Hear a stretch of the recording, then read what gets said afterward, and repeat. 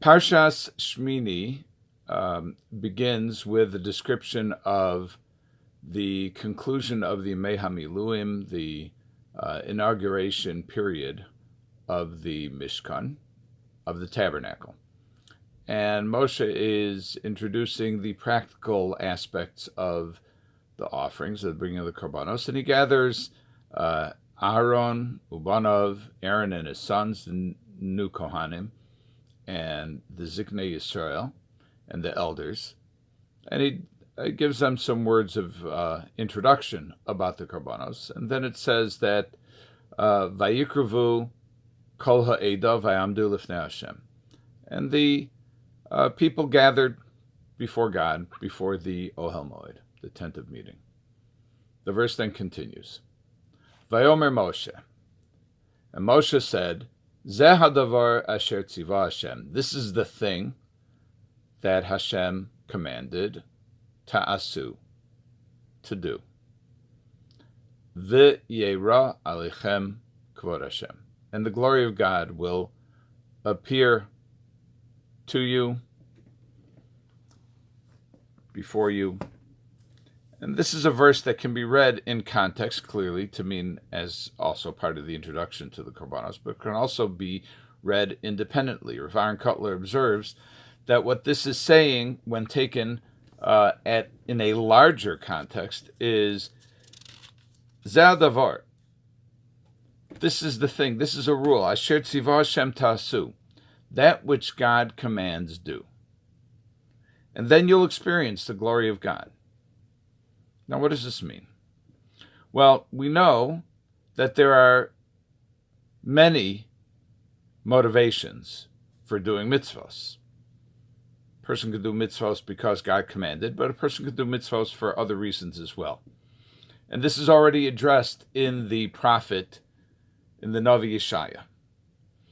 In 29:13, Chav Tesud Gimel, the verse says, Vayomer Hashem, God said, challenging Yeshaya, but actually challenging the practices of the people of that time.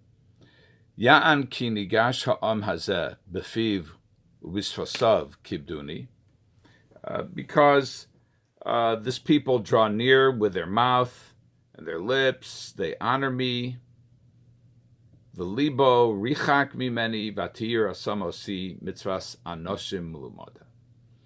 And they have removed their heart from me, and their fear of me is a commandment of men learned by rote. This is at least one explanation. This phrase, mitzvahs anoshim milumada, is a popular phrase among the Bali Musar, and it refers to people who do things uncritically. Rashi here in Yeshaya says not wholeheartedly, not belev sholem, but simply following instruction. The Ibn Ezra echoes that in a sense and says it's routine. The Radak has something of a novel approach. He says that people do mitzvos only the minimum. This is all that's required. This is all we would say the Shulchan Aruch requires, and I'm not going to do anymore. The Malbim says mitzvahs anoshim lumada means that these are things that people do because they were trained to do that as children. And they persist in their childlike emulation of what they were taught. Kli Yakar has something of a novel approach. He says, mitzvahs anoshim milumada means they're the mitzvos of men, of society. That is, that they are society's expectations or convention. We have a desire to conform.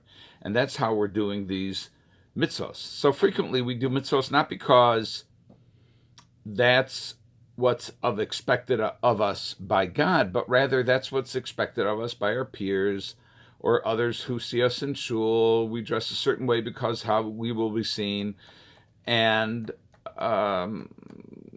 because of an unspoken need to conform to expectations or comply with convention.